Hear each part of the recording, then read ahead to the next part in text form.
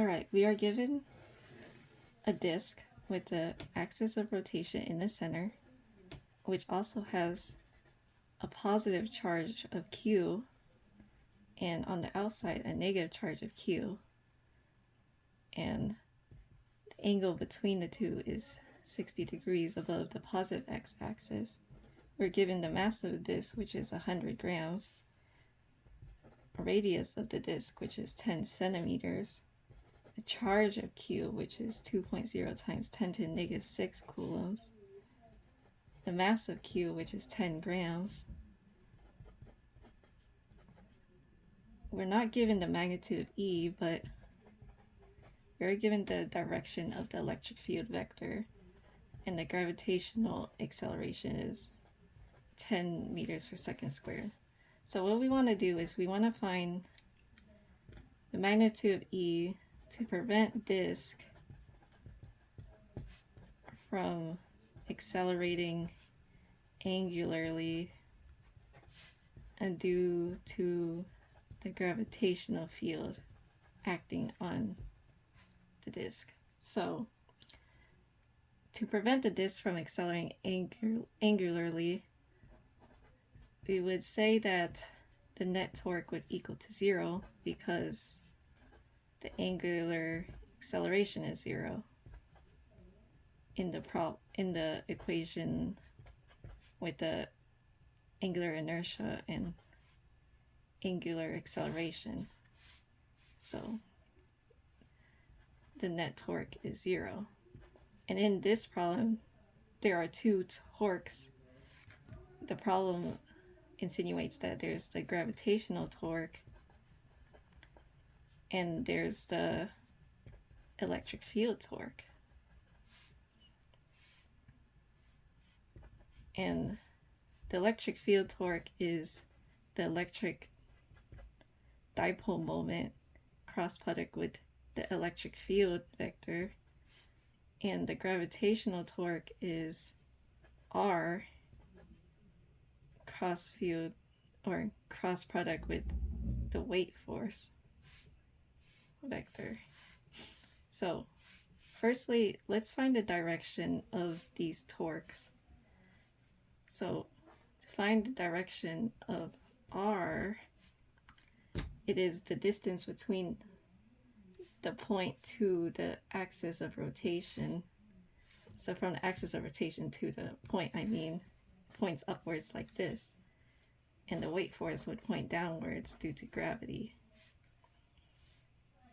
And to find the angle, this would be 60 degrees from up here, and this would be 90 degrees, so the whole angle is 150 degrees, like that. And if you want to find the direction of the torque, you would use the right hand rule, where you have your right hand like this on the first vector, where your straight fingers are pointing up like that in the direction of that vector, and you want to curl your fingers to the second vector, so the W vector is down, so I curl it down, and you see my thumb is into the page, and that is the direction of the torque, so it's in. That's the direction. Now we do the same thing for the electric torque, where we have the direction of E, even though we don't know the magnitude, and it is to the right, and the direction of P is pointing from the negative charge to the positive charge. That's the definition of the direction of the electric field dipole moment. This would be 60 degrees. That's 60 degrees. So this would be 120 degrees. So theta is 120. And if I do the right hand rule from the first vector, P, to E, it would curl like this, and the thumb would point outwards. So that's the direction of the torque, outwards. Now let's try to find the magnitude of these two torques. So it would be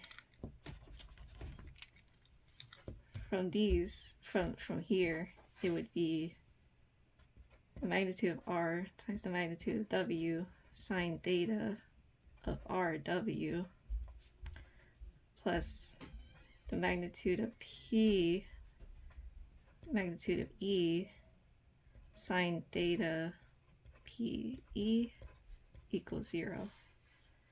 So R is just the distance between positive Q and negative Q, or from the axis of rotation. W is mg,